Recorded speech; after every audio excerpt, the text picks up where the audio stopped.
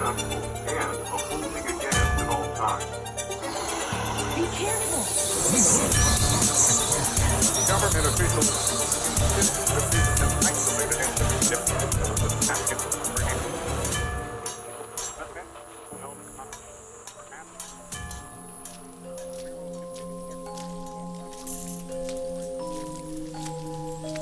The jungle didn't sleep. Neither did the men who crept through it.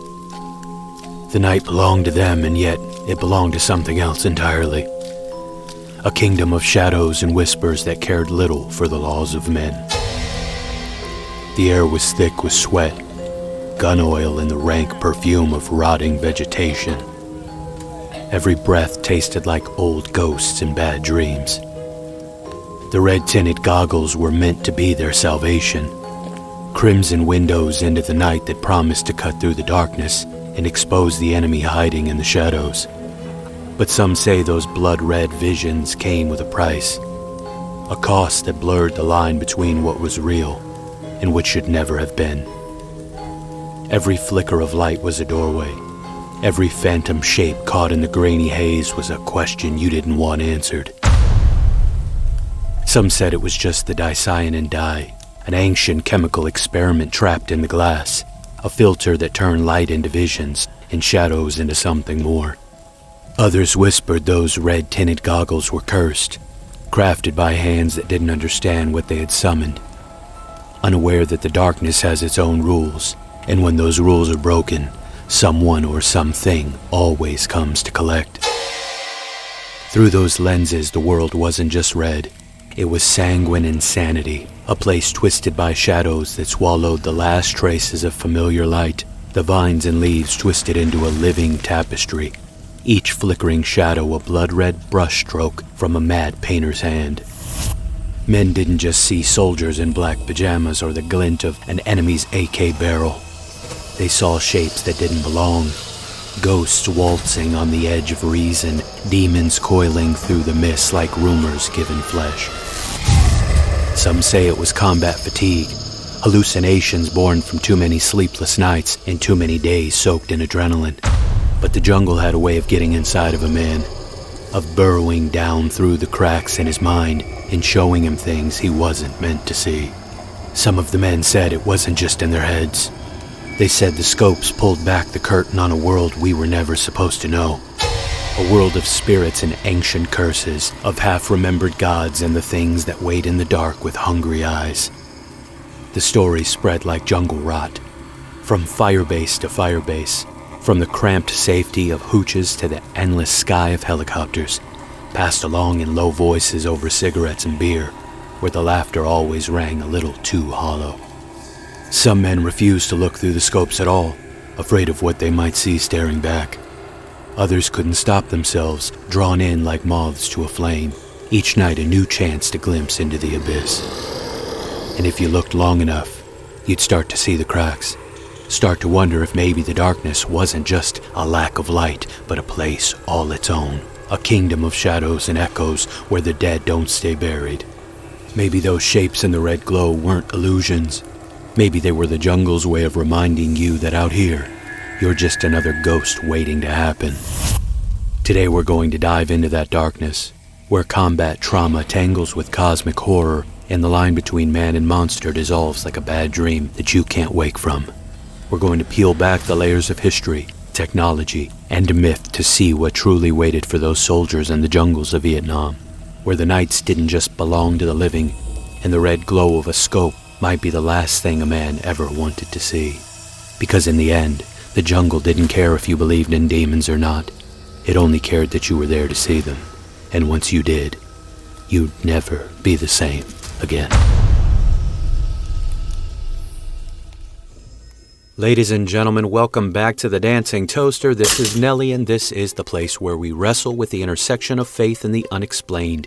You know I love to start off by thanking my patrons on Patreon in general, but today I want to make it a little more personal. I'm not going to give away too much, but I'm going to thank some of my current paid members. I want to give some shout-outs. I'm going to be doing this for the next few weeks, at least 6 a week, starting with those that have stuck around the longest. I got to start with Bo from the Bump podcast right out the gate. I thank you. Also, Jennifer, you're not only supporting the show financially, but you've also told a ton of people about the show. I can't thank you enough. Same goes for Zara and Zandros. Thank you for your support in so many ways, as well as Robin, Megan, and the amazing Rando. Thank you all. Thanks for sticking with me this long.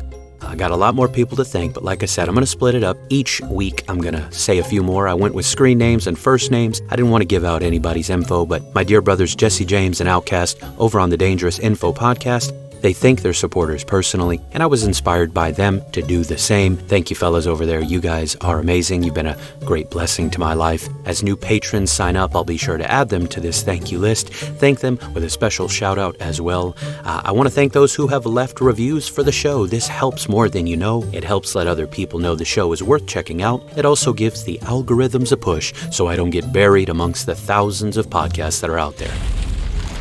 If you haven't already, please, whenever you listen, wherever you listen to the show, go drop a rating, leave a review. That stuff really matters in this day and age. We've surpassed 50 on Spotify. We're almost there on Apple as well. And lastly, even if you don't enjoy the show over on YouTube, head over there, subscribe to the channel. I've been working on some visual content for the show.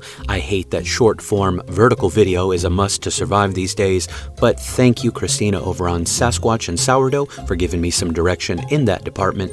We got a collab coming up very soon also. I'm really excited about that. Not sure when it's coming out in relation to the release of this episode, but be on the lookout for that and go show her some love. In the meantime, they're awesome over there. I'm slowly working on bringing some past episodes to life visually. I may not do them all, but when I do, I think those episodes will be called the Retoasted series. Same content, but the visuals will help get in front of folks that can't stand just sitting and listening or listening while they're doing other things. That's how I partake of YouTube. I don't know the last time I actually watched a video on there, but in any case, I'm going to be adding visuals that I hope you will enjoy. Those that follow the Dancing Toaster on social media, you've already seen the flood of reels I've been putting out this week. Again, it's in today's landscape, it's a must that I've been avoiding, but I want the show to grow. When are you gonna shut up and get to the episode? Gosh. Dr. Wright, I called you late last week, so you made sure to come early today. Beautiful. I wasn't late. You're just too long-winded. You don't know when to shut up. What are you talking about, pencil neck? We could say the same about you. Vinny, to the rescue, Vinny. Since the good doctor over here thinks I talk too much, why don't you do the final announcement for me? Gladly, because you still owe me lunch. Listen, everybody, so Toaster Boy over here can afford to take me out for some tortellini, you gotta buy some merch. He's got shirts, he's got hats, he's got cups, mugs, you name it, it's in there. If it ain't in there, he'll get it there. Get one for your friend, get one for you, your mother, your nona can never have enough coffee mugs, and maybe some socks to keep her feet warm. I actually don't have any socks yet. What's the matter with you? Get some socks in there for my nona. Okay, I'll add some socks, I'm sorry. Head over to the dancingtoasterstore.printful.me. Link, as always, is in the description. Well done, Vinny. Thank you. Don't mention it. I accept payment in coffee and pasta. Duly noted. I also accept payments in those forms. I also have the buymeacoffee.com. You can go check that out. I told you, get to business. Well, folks, Doc says that's more than enough housekeeping. I agree. Today we're taking a look at some of the crazy reports that surfaced from one of the darkest conflicts in American history, the Vietnam War. Our intro was on the short side. What's about to follow is a fictional first-person account made from the actual reports and rumors that have circulated for decades since Vietnam. I never thought much about the darkness until I slipped on those red-tinted goggles. We were told they were experimental, some kind of new night vision tech that would help us own the night instead of just surviving it. They said the red glow was easier on the eyes, that would keep us from getting the green burn we'd heard about from the starlight scopes. I don't know what I expected, but it isn't what I saw. The first time I put them on, I felt like I'd dropped into a world I didn't recognize. The jungle turned into a blood-soaked dream. The trees twisted like living things. Every leaf and vine shimmering in that red glow, like it was alive or something, like it was watching us. At first, I thought it was just my brain playing tricks, jungle illusions, the kind you see when you're on the edge and haven't slept for days. But then I saw them. They were out there in the trees, shapes that didn't belong. Winged things gliding silently through the canopy like bats but bigger and wrong somehow. Their eyes glowed in the red haze and they watched us with hunger I could feel in my bones. Sometimes they'd hover close to the edge of my vision, close enough that I could almost see the glint of fangs or the curl of their claws. I tried to tell myself that they were just birds or monkeys or something, my mind playing games with the shadows. But one night I saw one of those things crawl down a tree trunk like a lizard. It was tall, too tall, with arms that bent the wrong way and a face that looked like something out of a nightmare. Horns, a twisted grin that seemed to split open as it turned to stare at me. I froze. My heart was pounding so loud I was sure everyone could hear it. But I didn't dare look away, because part of me knew that if I did, it would be right in front of me when I looked back. The worst part is that I wasn't the only one. The other guys started seeing them too. One night, a gunner on our bird started firing into the trees. He said there were things flying around us, things that wanted to pull us out of the sky. When we landed, he was as white as a ghost, shaking so bad he couldn't hold his weapon. I kept telling myself it was just the goggles, the red light, the tricks your mind plays when you're tired and you're scared. But every time I took them off, I swear the shadows still moved. And every night after that, the jungle felt more alive, like it was listening. I stopped wearing those goggles after that. Some of the other guys kept using them, oh, but not me. I'd rather be blind in the dark than see what was really out there. Because once you look through the blood-red veil, you realize the jungle's not just a place. It's something else. And it doesn't care if you are alive or dead, only that you're there to see it.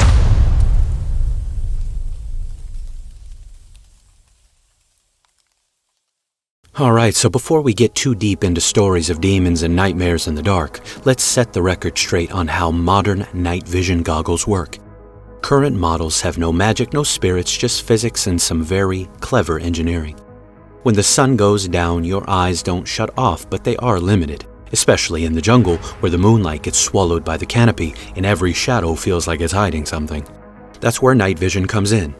Modern night vision goggles, or NVGs, what we call image intensification devices, don't create light. They take what little light is there and make it something you can actually see. It all starts with a trickle of light, starlight, moonlight, or maybe the faint glow of a distant fire or village. That faint light enters the goggles through the objective lens and hits a thin, sensitive layer called the photocathode. Think of the photocathode like a gatekeeper.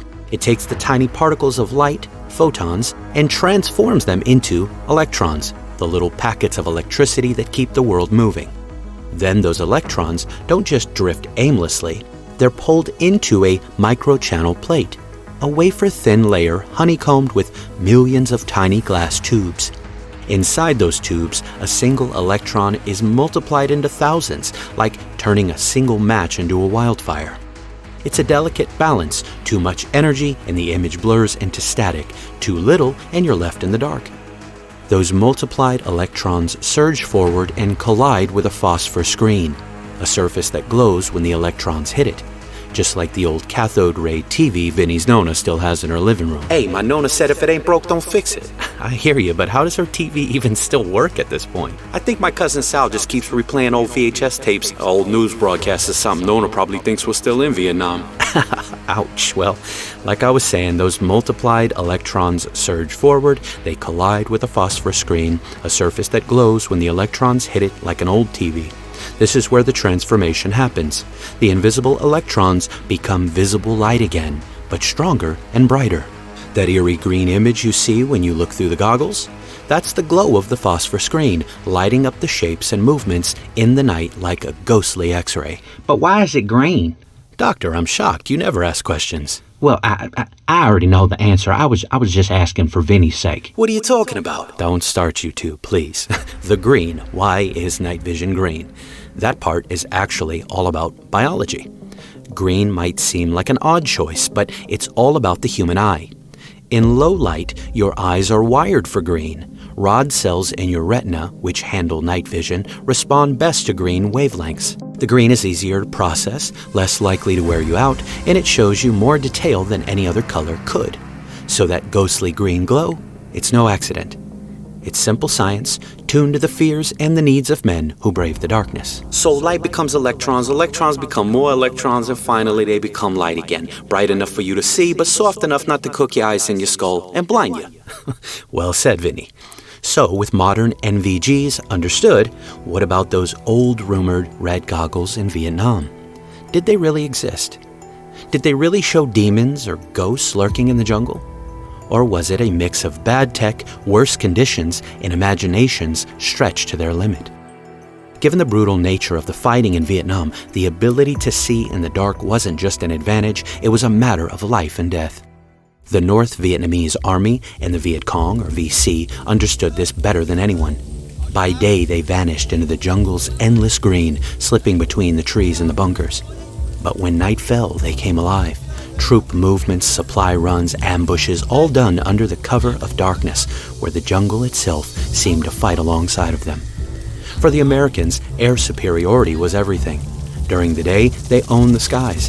Helicopters thundered through the valleys, gunships prowled the treetops, and the enemy stayed hidden or risked being wiped out in seconds. But as soon as the sun dipped below the horizon, all that power was as blind as the men on the ground. By the time the first American units landed in 1965, it didn't take long for them to understand the brutal truth. In Vietnam, the night didn't belong to them. Even in the daytime, the jungle offered sanctuary to the VC. Entrenchments, tunnels, and a canopy so thick it swallowed the sun itself. American pilots could rain down hellfire, but only if they could see what they were shooting at. But again, when night fell, the darkness was absolute. Helicopters flew missions anyway, medivacs, resupply runs, last-ditch reinforcements, sometimes never making it back. The men that flew those birds didn't have the luxury of stopping just because the world went black. They had to fly low, close to the treetops, trusting radar, gut instincts, and a sense of the ground that could only come from hours in the sky. It was a deadly game of chance. If you could see, you might live to see another dawn. If you couldn't, the jungle was more than willing to claim you. The idea of and desire for night vision is nothing new. When it comes to night vision, the earliest attempts were nothing like the sleek, lightweight goggles we see today. Back in World War II, both the Germans and the Americans were racing to master the darkness. The Germans developed the Vampire system for their infantry. Imagine a rifle-mounted scope that could see in the dark, but only if you had a massive infrared spotlight strapped to your back, along with the clunky power source. They even mounted similar infrared searchlights on their Panther tanks, turning them into ghostly predators that could see where others stumbled blind. Across the battlefield, the Americans were experimenting too, fitting M1 carbines with what they called sniper scopes, crude but effective, again if you could handle lugging around the car battery-sized power pack. These early systems were what we call active infrared. They shone an invisible beam of IR light like a flashlight only your scope could see. Problem was, it was a double-edged sword. Any enemy with the same tech could see that invisible light as well, making you as much a target as they were. It was a step toward conquering the darkness, but it wasn't enough. In the jungles of Vietnam, you couldn't afford to give yourself away. Not when the enemy was always watching, always listening, and always had a tactical advantage to begin with. Then in 1964, the whole game changed. The Army started work on the AN-PVS-2, better known as the Starlight Scope, the first passive night vision system that didn't need a spotlight. Instead of creating its own light, it took what little light there was, moonlight, the glow of a distant fire, or as the name implies, even starlight, and multiplied it 1,000 times over. When the Starlight Scope finally arrived on the battlefield in 1967, it was nothing short of a revelation for the men who had to fight in the darkness. For the first time, American soldiers could see without giving themselves away. No more infrared spotlights to betray their positions. The night became an illuminated, ghostly green world, flickering with shadows and movement that had been invisible before. But even this breakthrough had its limits. The scope was very heavy. We're talking 6 pounds heavy. With the mounting bracket and batteries, it could get up to 10 pounds. That's like having a small bowling ball on your rifle. More than a simple tool, it was a burden slung over a rifle, even weighing down the man who carried it. Also, it was locked at 4 times magnification, designed for spotting distant targets not the fast-paced, ever-shifting chaos of, say, a helicopter gunner scanning the treetops at close range. It offered a narrow window into the night, enough to see a sniper's mark across a clearing, but not enough to give pilots the situational awareness they needed to fly low and fast, hugging the contours of the jungle. The Starlight Scope was a glimpse into a new world, but it wasn't the final answer. It was a first step, a promise that night could be tamed, but a promise that would need more work, more innovation to become a real edge in the war. That's why the Army kept pushing, trying to find something better, something lighter, something that could be worn like a pair of goggles and bring the night under control. Something that wouldn't just show the enemy, but would help you stay alive in a world ruled by shadows. Night vision didn't stop evolving after the Starlight Scope, not by a long shot. In the years that followed Vietnam, military engineers kept pushing for clearer images and lighter gear. By the late 1970s, the second generation of night vision came online. These systems had better image intensifiers, using microchannel plates that multiplied light more effectively and gave soldiers a crisper, cleaner view in the dark. They were still bulky compared to what we are used to today, but they were another step forward, offering brighter images and more reliable performance. Then came the third generation in the 1980s and 1990s. These new devices used a gallium arsenide photocathode, making them even more sensitive to faint light, turning starlight and moonlight into a ghostly green world that felt almost alive. And this is when night vision really broke free of its rifle-mounted roots. Helmet-mounted goggles like the PVS-7 let soldiers keep their hands free and their eyes scanning, finally giving them the mobility they needed to move and fight in the darkness. Fast forward to the present, and NVGs have gone even further. Modern goggles don't just amplify the light, they can blend it with thermal imaging, showing heat signatures and letting soldiers track enemies in complete darkness. What started with heavy scopes in the green glow of the Starlight Scope has become a world of multi-spectral fusion and heads-up displays, technology that sees not just the night, but the heat of life itself. That's the path that night vision took, from the early experiments of World War II to the green glow of the Vietnam War to the high-tech battlefield tools soldiers rely on today. If that's the history of NVGs, what of today's story? What are we to make of the rumors of red-tinted goggles? Of an alleged early form of night vision that didn't just show the enemy, but maybe showed something else entirely? Something older than war, older than man. Whether those goggles ever existed or whether they were just a myth woven from the terror and madness of war is where this story begins to drift into the shadows itself, where fact, fear, and folklore become impossible to separate. Now's as good a time as any to talk about someone named Cliff High. I want to share with you one of the most compelling and most unsettling accounts tied to the alleged red-tinted night vision goggles. It comes from, again, Cliff High, a computer scientist and researcher who gained quite a following for his work in predictive linguistics and alternative history. Cliff says his father was a career military man, a field officer with 3 tours in Vietnam, trusted by the brass to oversee not just battlefield operations, but experimental technologies the Army was desperate to test. He claims, again, he wasn't just another pair of boots in the mud. He was the man the higher-ups turned to when they wanted to push the limits of what a soldier could see, and maybe what a man could endure.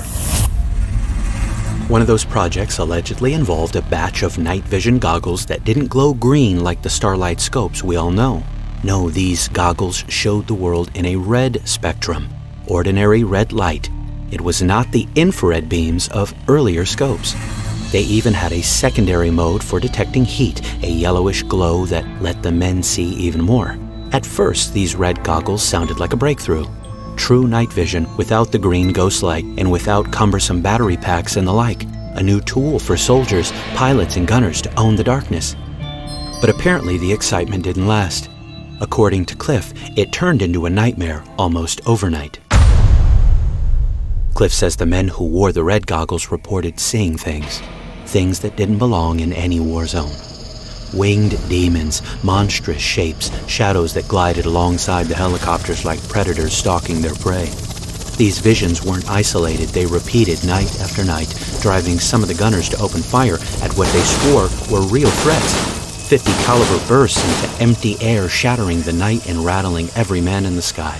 Cliff says his father, ever the pragmatist, didn't buy it at first. He thought it was just another case of soldiers cracking under the strain, or maybe a heroin bender gone wrong. But the men didn't show those telltale signs. They were just terrified. So he did what any good leader would. He put on the goggles himself. Cliff says what his father saw wasn't just darkness. It was a world twisted by blood-red light, winged creatures with claws and leering faces moving through the mist like nightmares made flesh. As soon as he took the goggles off, the jungle was silent again. No shapes in the trees, no flapping wings, just fog in the ancient hush of the night. That was enough for him. He ordered his men to stop using the red goggles, shut down the experiment for his unit, and sent word up the chain. Some officers still wanted to push the gear, but he refused to let it eat his men alive. Cliff says the Army eventually shut down the whole project, quietly pulling the goggles from circulation after just 60 days and buried the story deeper than the shadows those goggles were said to have revealed. Cliff says his father was never quite the same after that single glimpse. For weeks he felt off, haunted by what he'd seen, rattled by the idea that maybe the jungle had secrets that the red light had pulled into focus. One of the most challenging elements in all of this is that no official record of those goggles exists today, and no known military archive ever mentions them. But Cliff says for the men who wore them, men like his father, the demons they saw were real enough to leave a scar that never truly healed. You guys know I love my country, but I have no love for our government. On this show, we've talked a lot about things that our government has done, so would I be surprised if they had experimental hardware that backfired and needed to be buried? Not for a second. But one thing we do love on this show is the truth. Is it true that we had such hardware? Well, according to Cliff, it's true. But should we believe Cliff? Why on earth would we do that? Look, there's no hard evidence, no declassified report, no dog-eared logbook that says Cliff's father's unit ever used these red-tinted demon goggles in Nam. Here's the bottom line. 1, there's zero military record, nothing in the archives, no dusty box in some Pentagon basement. The only night vision tech the grunts had was green-lensed, like the starlight scope. 2, it ain't even Cliff's tale. It's secondhand at best, a story his old man supposedly told him over a campfire or something. No photos, no other witnesses, no hardware left behind, meaning no proof. 3, historically speaking, Vietnam night vision was green all the way. Sure, the green glow could mess with your head. Men did see shadows moving, hallucinations of enemies lurking in the trees, but those were stress-fueled visions in an already haunting situation, not some red spectral gateway to another dimension. Well, and here's another thing to consider. This wasn't just about red goggles. Even the green glow of the starlight scopes was enough to drive men to the brink. Stories of soldiers seeing dragons in the darkness, ghostly shapes weaving between the trees, hallucinations born from exhaustion, stress, and the eerie glow of those green lenses. It didn't take some special red spectrum or dicyanin dye to pull these visions from the shadows. The jungle itself was already more than enough to do that. Exactly, and to drive it home, let's talk about combat fatigue. Sleep deprivation, adrenaline, darkness, it all does a number on your head. Plenty of men in Vietnam saw phantoms through those green scopes, but that's just their mind's way of filling in the blanks, not some lost chapter of the Army's secret demon vision program. And it wasn't just the glow of the optics that twisted their minds. Some of the men were given amphetamines to keep them awake for days, to give them an edge in the endless darkness of the jungle. When you're wired up on speed, your mind starts to crack. You see things in the green haze that aren't really there, and maybe in that state, you start to see things that really are. Well, I didn't say all that, but in any case, until we see a document, a photo, or a real pair of these red lenses, this is a story, and not even a good one.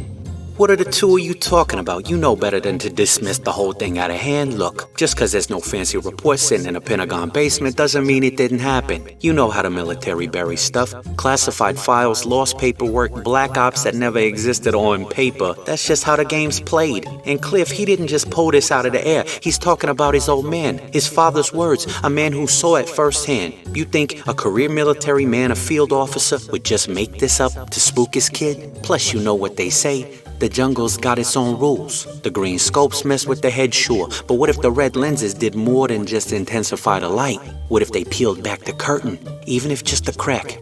Look, until someone digs up the goggles or the army admits it, we're not gonna get a file folder stamped Demon Vision Goggles. But that don't mean it didn't happen. Sometimes the truth just don't leave a paper trail. It ain't like people haven't tried developing stuff that can see into the other side. Well, it is true that all we have is Cliff's secondhand testimony to go off of.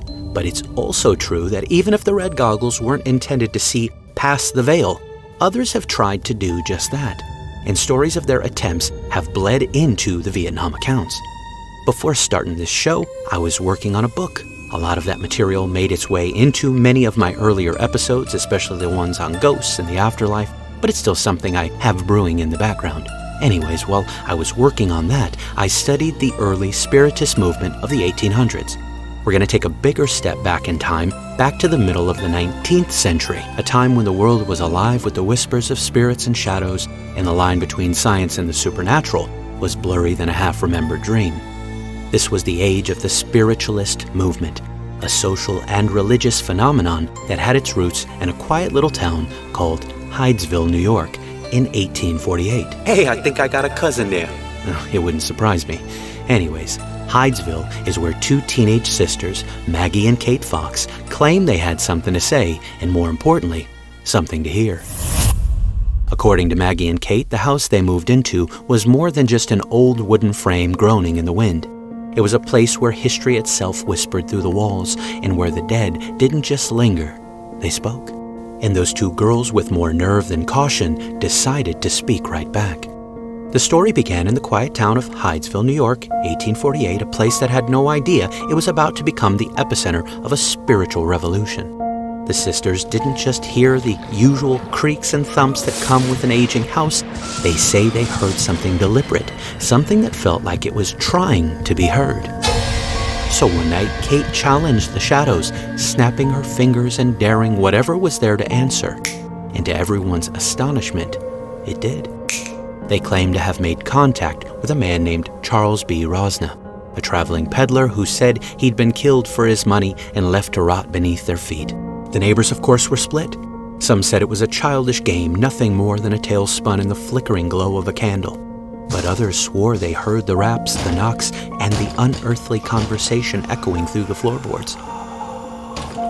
Some say hair and bone fragments were reportedly found in the dirt beneath the house. Real or not, it didn't matter. The story had already grown too big to stop. By the time Maggie and Kate were barely into their 20s, they'd become traveling celebrities. Their older sister Leah took the helm as their manager, and together they built an empire of wonder, promising that death was no longer the end of the conversation. But like so many stories born in the flicker of gaslight and the echo of superstition, the truth was as elusive as a ghost's sigh. In 1888, Maggie admitted it had all been carefully orchestrated performance, knuckle cracks and foot tricks fooling even the sharpest doubters. But that confession couldn't put the genie back in the bottle. People wanted to believe, they needed to believe, and they wouldn't let go of the idea that the dead still spoke. It wasn't just parlor games or traveling sideshows, it was a full-fledged movement. Even the austere halls of Buckingham Palace weren't beyond the reach of the spiritualist fever that gripped the 19th century.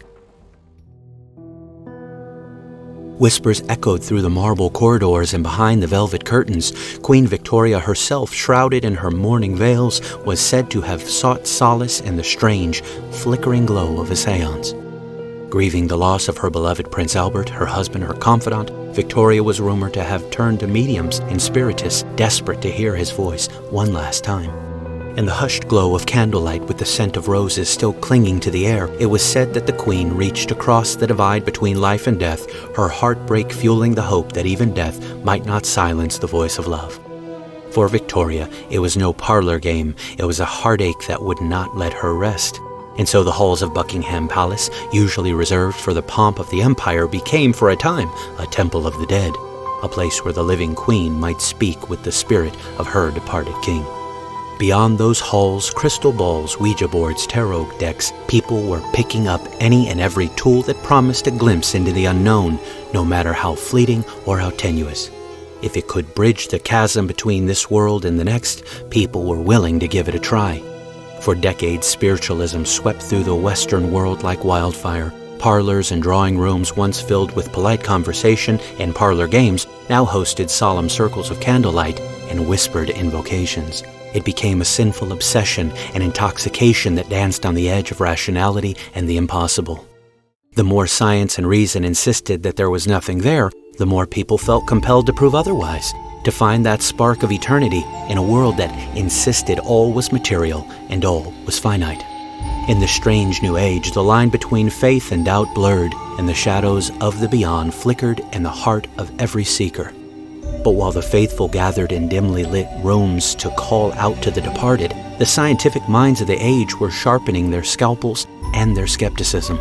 To them, spiritualism was nothing more than illusion, charlatanry dressed in black lace and candlelight. Yet even as they worked to tear down the curtain of superstition, these scientists laid the first foundations of what we now call paranormal investigation. They didn't stop at skeptical lectures or angry editorials. These early investigators wanted proof, something they could hold in their hands or show to the world. So they picked up cameras, hoping to catch a phantom in the ghostly swirl of silver nitrate. They grasped dowsing rods to find what the eye could not, watched pendulums tremble in the silent air as if some unseen hand had set them in motion. Some turned to chemistry, determined to prove that spirits left behind more than cold drafts and creaking floorboards. They believed that ghosts left traces, ectoplasm that could be trapped in a test tube, a spectral residue to be measured, cataloged, and studied like any other earthly phenomenon. Others took it further still. They built machines that buzzed and cracked with the static of the unseen, EMF meters that watched for flickers in the electromagnetic field, dictaphones that captured voices that spoke from nowhere, and sound amplifiers that turned the faintest whispers into booming proclamations from the dark. Yet even with all this fervor and innovation, most of these tools were designed for the ears, not the eyes. They strained to hear the voices of the dead, but seeing them, seeing the beyond, that was a mystery still just out of reach. Enter Dr. Walter John Kilner. Dr. Kilner was a man who wasn't content to chase shadows with a microphone. Kilner was no showman. He was a physician, a man of science who spent his days at St. Thomas's Hospital in London in the late 1800s. His specialty was electricity, using invisible forces to heal, to ease pain, to push the boundaries of what medicine could do. And if anyone understood that not everything real could be seen with the naked eye, well, it was Kilner. He was captivated by the idea that there might be more to life than what the eyes could see, that every living being didn't just carry a beating heart and flowing blood, but also a kind of shimmering energy that pulsed and radiated like an invisible sun. It was an idea that had been stirring for decades, whispered about in the strange borderlands between science and mysticism. Kilner had spent his days poring over the work of Dr. Carl von Reichenbach, who spoke of an odic force, a kind of life glow that he claimed every living thing possessed. Reichenbach's writings were a curious blend of the spiritual and the scientific, dancing on the edge of what was measurable and what was merely believed. But Kilner wasn't chasing ghosts or spirits. He wasn't interested in rapping tables or the echo of a voice from beyond. He was a man of medicine, and he wanted to know, could this energy, this so-called human atmosphere, be measured? Could it be seen, not in dreams or visions, but through the cold clarity of science? His laboratory didn't echo with the chants of a seance or the crackle of spirit boards. Instead, it smelled of chemicals and glowed with the faint light of glass slides and lenses. Kilner took what he called Kilner screens, simple glass plates carefully coated with a dye called dicyanin, a dye more likely to be found in the trays of a photograph darkroom than in the dusty corners of a seance parlor. This dye was different. It was sensitive to the ultraviolet edges of light, to wavelengths that normally slid past the human eye unnoticed. When Kilner looked through the blue-tinted screens, he said he saw something that no microscope or stethoscope had ever revealed: a faint aura, a flickering glow that wrapped around the human form like a second skin. To him, this wasn't magic or mysticism. It was the body speaking in a different language, telling stories about health, emotion, and life that couldn't be heard with a heartbeat or measured with a thermometer. In 1911, Kilner shared his work with the world in a book called The Human Atmosphere. It was both a revelation and a lightning rod. Some called it a marvel, a doorway into another realm of life and energy. Others called it nonsense, illusions conjured up by tired eyes and flickering lamplight, a kind of madness masquerading as science. Kilner didn't back down. In his mind, the aura was as real as the current that hummed through the wires of his electrotherapy machines. And if it was real, it meant there was more to us, more than flesh and blood, more than science had yet dared to measure. It's here in this strange middle ground where the discipline of a scientist collides with the need to believe in something more, that our story today finds its footing. Because the question Kilner once wrestled with, a question that still rattles like chains in the dark corners of our world, is this: if there are layers of reality beyond what our eyes can see, what else might be waiting in the shadows when we dare to look closer? It's a question that drifts like mist in every haunted hall, hums in every whispered legend, and flickers in every green glow of a night vision scope trained on the unknown. It's the tension we carry in our bones, the uneasy dance between the hard edges of science and the observable and the soft, persistent knowledge that there's something more out there beyond what the eyes can see. Boom, there you go right there. I think Kilner's working with the boy saw in Nam. They're two sides of the same coin. Kilner, he wasn't just some mad scientist cracking open bottles in a basement. He was a doc, a real one, better than this one over here. Now you little... Don't. Yep, calm down.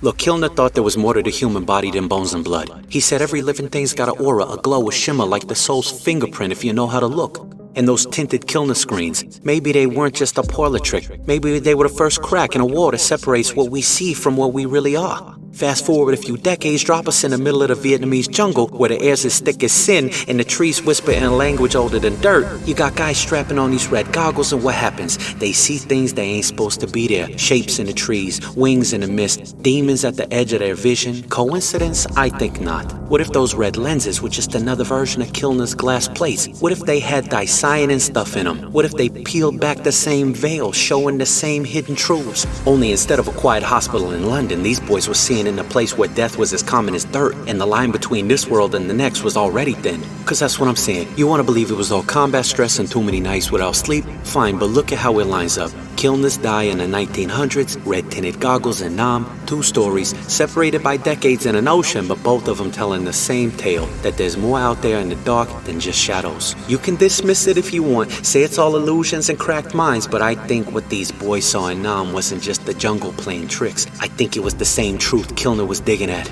that there's a part of this world we can't see most days, and when we do, it don't always play nice. And that's why this story sticks with me. Because maybe those lenses in Nam and those Kilner screens in London were both just the first step.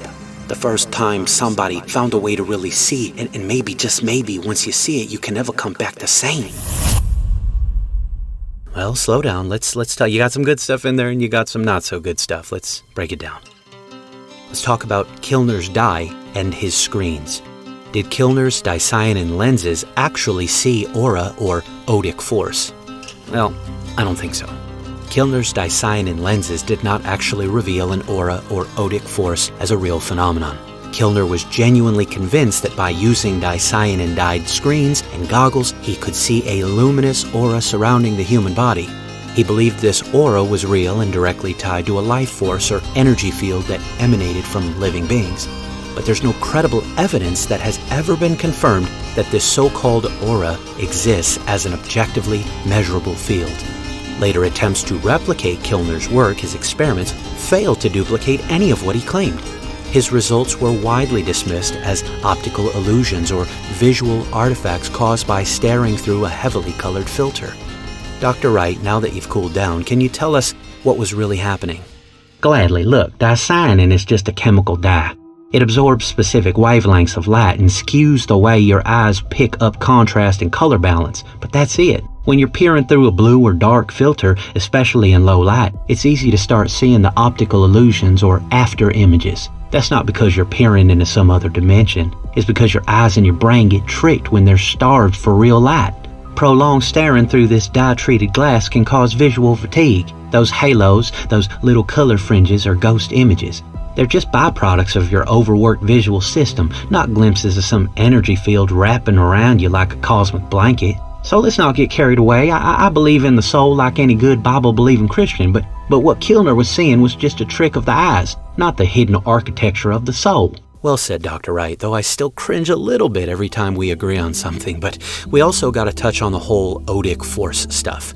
Kilner borrowed this idea of a life energy, or odic force, from Baron von Reichenbach, who was mixing mysticism with early electromagnetic theory.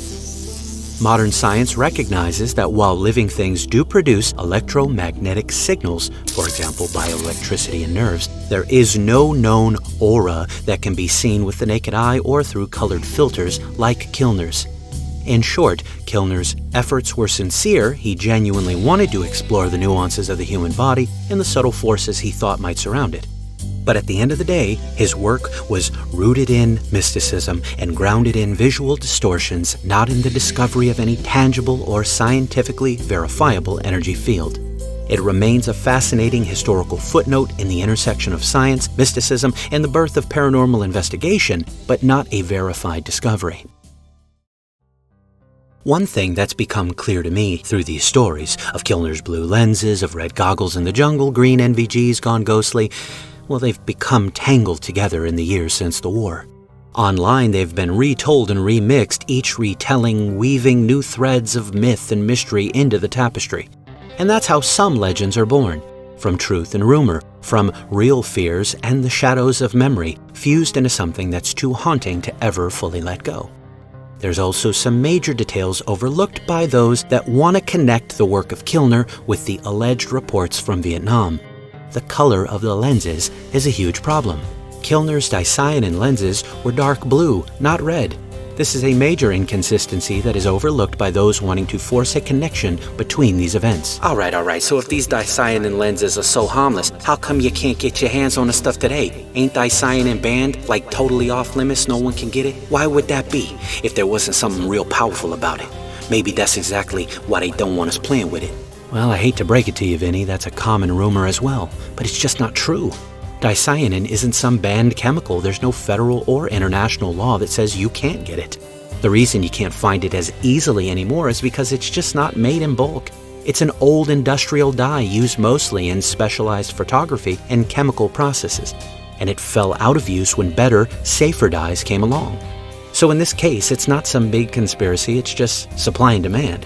Shadowy garbage government agencies do a lot of dirt, I'll give you that, but in this case, there's no shadowy garbage government agency keeping you from getting your hands on dicyanin.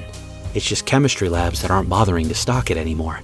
You can actually go to Amazon right now and buy dicyanin glasses by Abyss Optics. No, this is not an ad or a sponsor insert, though if they want to hit me up, holla at your boy. It's just further proof that sometimes we automatically believe certain things because we want to. I'll be honest with you, I wanted to believe the story circling around these red goggles. I do believe in the soul. I do believe in a spiritual world that overlaps with ours, that is heavily populated by beings both good and bad. You constantly hear me talking about 2 Kings chapter 6. We're actually going to go there once again. I can't remember the last time we read it together.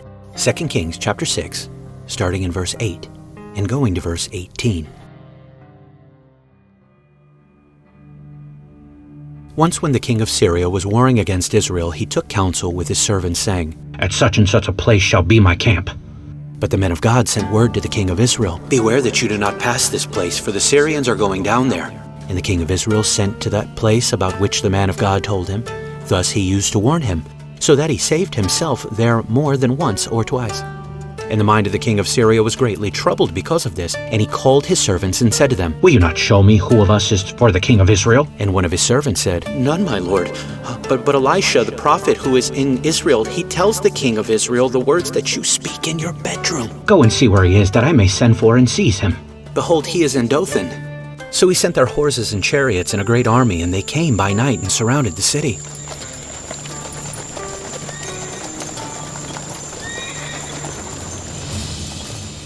When the servant of the man of God rose early in the morning and went out, behold, an army with horses and chariots was all around the city.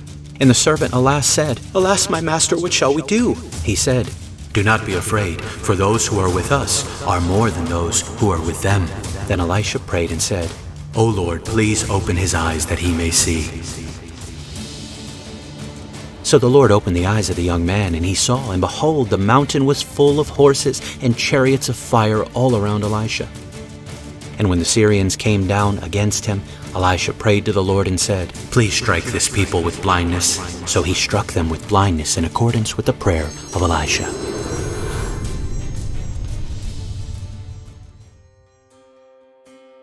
Let me be clear, folks. I do believe in a spiritual world beyond ours. I believe it uncomfortably overlaps and interferes with ours in ways that we don't fully understand. I believe Yahweh, the God of the Bible, has allowed certain people at certain times to see into that world. And I believe the prophet Elisha was such a man. Shockingly, he prayed that his servant would also see what he saw, and God permitted it. Powerful heavenly beings previously unseen by the servant were suddenly flooding his eyes as they flooded the surrounding area around the enemies of Israel. Daniel 10 is yet another fascinating chapter of the Bible that we've exposited before that reveals the benevolent and the malevolent forces of that spiritual world are at war around us. The New Testament hints at and echoes this sentiment in Ephesians 6 when it says in verse 12, "For our struggle is not against flesh and blood, but against the rulers, against the powers, against the world forces of this darkness, against the spiritual forces of wickedness in the heavenly places." We know there is a realm beyond ours. We also know that it is heavily occupied by forces that are both for us and against. I'm not going to lie, like Vinny, I desperately wanted to believe that we had developed some device that could see this realm and prove this to the skeptic beyond a reasonable doubt. It's still not entirely out of the realm of possibility. Oh, come on, just as I was starting to think you weren't nuts. Doctor, as a believer in the Bible, you have to believe in these things as well.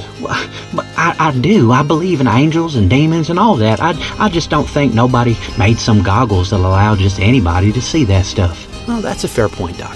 I do believe that if such technology was developed that allowed someone to see the other side, it may indeed drive some mad, which is what lends credibility, in my opinion, to the rumors coming out of Vietnam. And make no mistake, Scripture, again, lends credibility to the idea that conflict in one realm affects the other. See Daniel 10 once again, with the principalities called the Prince of Persia and the Prince of Greece, Michael and another angel even battling with the one called the Prince of Persia. Heck, we're going to read it again because it's been several weeks since we've looked at it. Daniel chapter 10, starting in verse 7. Now I, Daniel, alone saw the vision, while the men who were with me did not see the vision. Nevertheless, a great dread fell on them, and they ran away to hide themselves. So I was left alone and saw this great vision, yet no strength was left in me. For my natural color turned to a deathly pallor, and I retained no strength. But I heard the sound of his words, and as soon as I heard the sound of his words, I fell into a deep sleep on my face. And with my face to the ground, then behold, a hand touched me, and set me trembling on my hands and knees. He said to me, "O Daniel, man of high esteem, understand the words that I am about to tell you, and stand upright, for I have now been sent to you." And when he had spoken this word to me, I stood up trembling. Then he said to me, "Do not be afraid, Daniel. From the first day that you set your heart on understanding this and on humbling yourself before your God, your words were heard, and I have come in response to your words. But the prince of the kingdom of Persia was withstanding me for 21 days. Then behold, Michael, one of the chief princes, came to help me, for I had been left there with the kings of Persia. Now I have come to give you an understanding of what will happen to your people in the latter days, for the vision pertains to the days yet future." When he had spoken to me according to these words, I turned my face toward the ground and became speechless. And behold, one who resembled a human being was touching my lips. Then I opened my mouth and spoke and said to him who was standing before me, "O my Lord, as a result of the vision, anguish has come upon me, and I have retained no strength. For how can such a servant of my Lord talk with such as my Lord? As for me, there remains just now no strength in me, nor has any breath been left in me." Then this one with the human appearance touched me again and strengthened me. He said, "O man of high esteem, do not be afraid. Peace be with you. Take courage and be courageous." Now as soon as he spoke to me, I received strength and said, "May my Lord speak, for you have strengthened me." "Do you understand why I came to you? But I shall now return to fight against the prince of Persia. So I am going forth, and behold, the prince of Greece is about to come. However, I will tell you what is inscribed in the writing of truth. Yet there is no one who stands firmly with me against these forces, except Michael your prince." Now we could talk for an hour on this passage alone, but understand that Daniel was seeking God, and God sent an angel to give him a message. This should come as no surprise. Remember, the word itself means messenger, though it's clear he did more than just deliver messages. The angel finally gets to Daniel and said he was actually sent 3 weeks prior. He says he was withheld for 21 days, according to verse 13. He says he was withheld by the prince of the kingdom of Persia. I've commented before that we have some powerful and evil leaders on this side of heaven, but none of them with the capabilities of withstanding one of Yahweh's holy ones. The angel was dispatched to Daniel. He was held up by what is clearly a powerful supernatural being, simply called the Prince of Persia.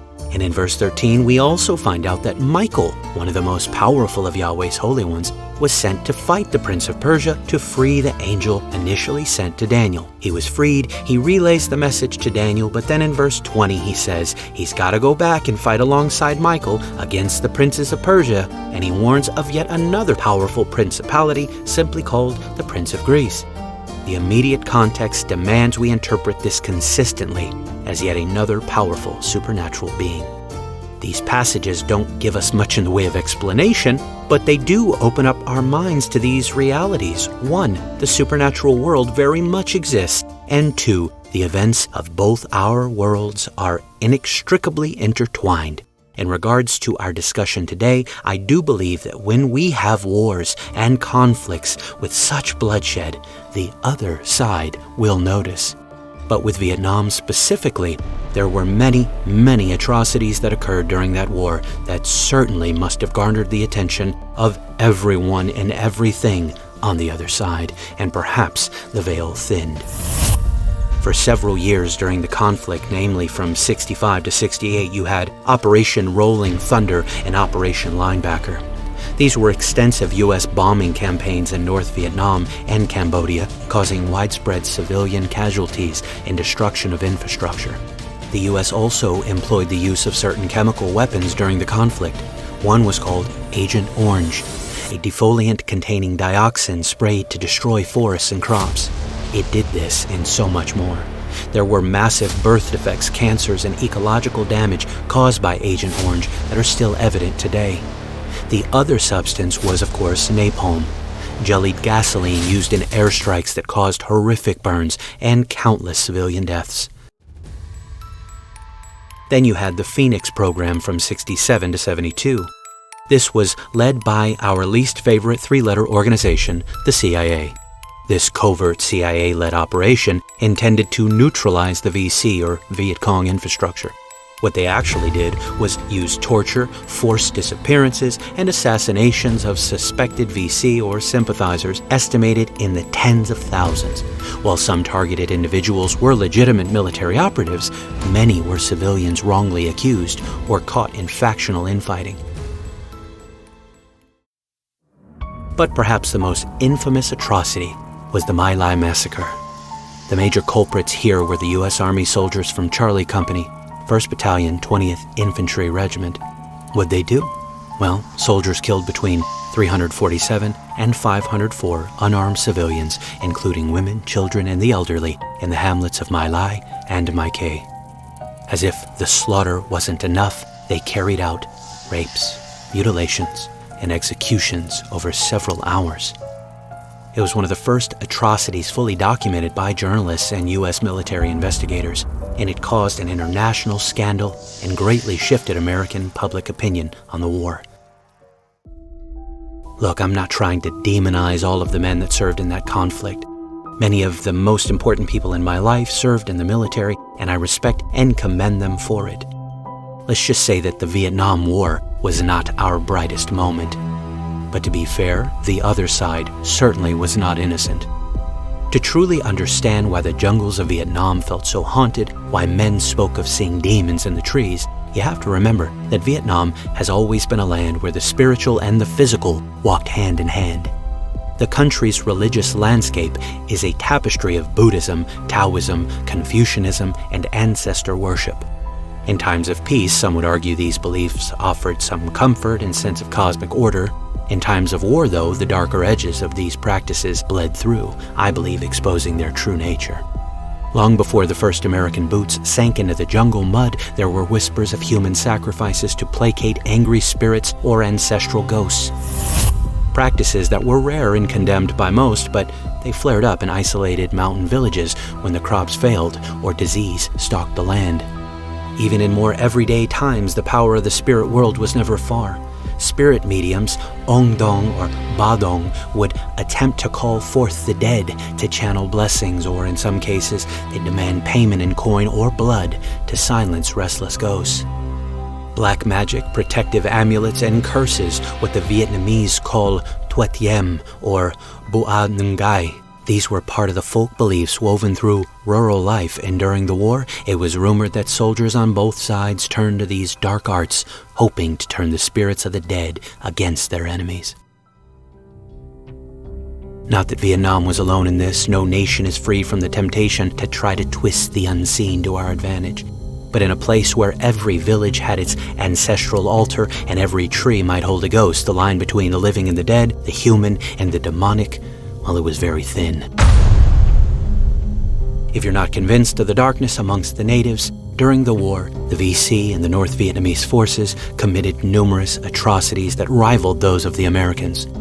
One of the most notorious incidents was the Huai Massacre in 1968 during the Tet Offensive.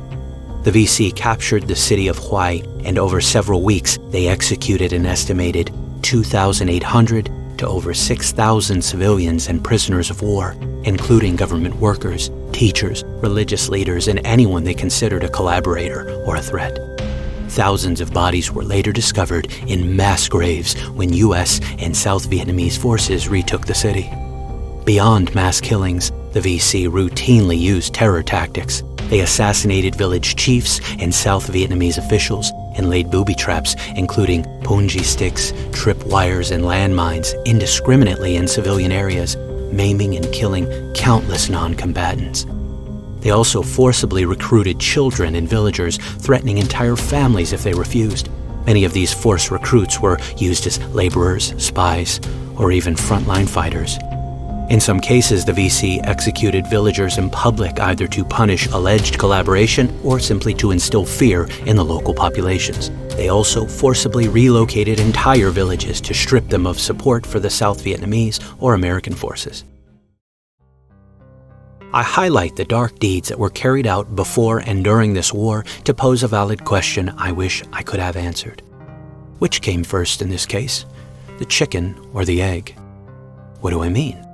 Were such atrocities committed during the Vietnam War because there was such demonic activity in those jungles? Or did the atrocities committed by men draw these demonic forces like flies to a corpse? And that's the question, isn't it? When we talk about these stories, these reports of red-tinted goggles and visions of things that shouldn't be seen, it's more than just a tale of bad optics and jungle hallucinations. It's a tale of moral decay and spiritual rot. A tale of how violence begets violence and blood calls to blood. Because when the world goes dark and men start to act like there's no God watching, the shadows take notice. I don't think it's just psychological. I think there's something in the spiritual realm that responds to such violence, like a bell tolling across the divide. When human blood is spilled unjustly, I believe it draws things that were always there, lurking at the edge of sight, watching, waiting, hungry for a chance to step in. And I think that's why these stories about the red goggles, about soldiers seeing things that weren't supposed to be seen, feel so chilling and so believable. Because whether the red lenses were real or not, the idea that war itself rips open the veil is biblical. Just like 2 Kings and Daniel, where the fighting on earth involved or mirrored the war in the heavens, our battles are never just our own. In Vietnam, the violence was so intense, the injustice so raw, that it's no wonder the men said they saw demons. Maybe they really did. Or maybe they glimpsed the reflection of something even darker, the demons of man's own making, the blood-soaked spirits of a war that never should have been fought that way. So as we sift through these rumors of dicyanin goggles, of night vision demons, of spiritual echoes in the jungle, I'm left with one thought. Sometimes the real horror of war isn't what's hidden in the trees. It's what we find hidden in ourselves when the world goes red.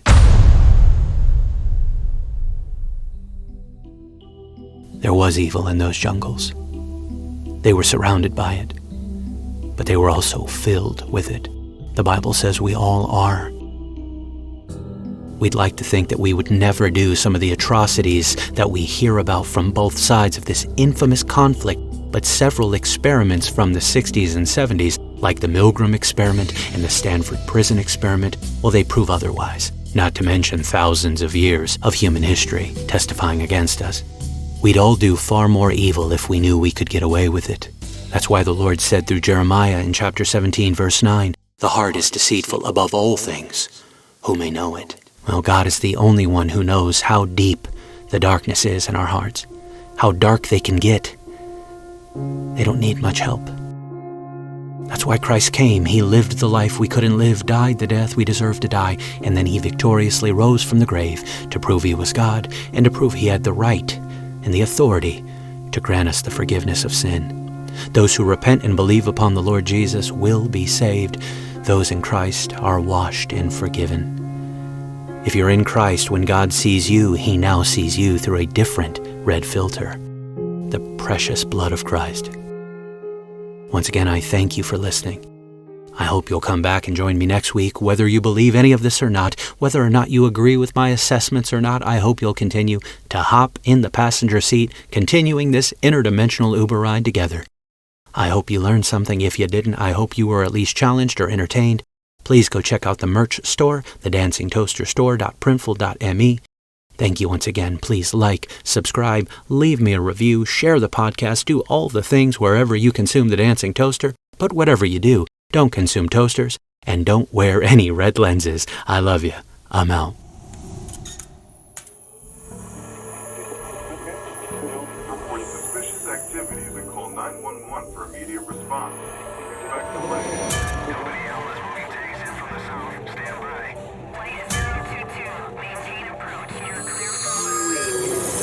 Expect traffic delays and restrictions. Take personal security precautions to avoid becoming a victim of an attack. Avoid crowded public areas and gatherings.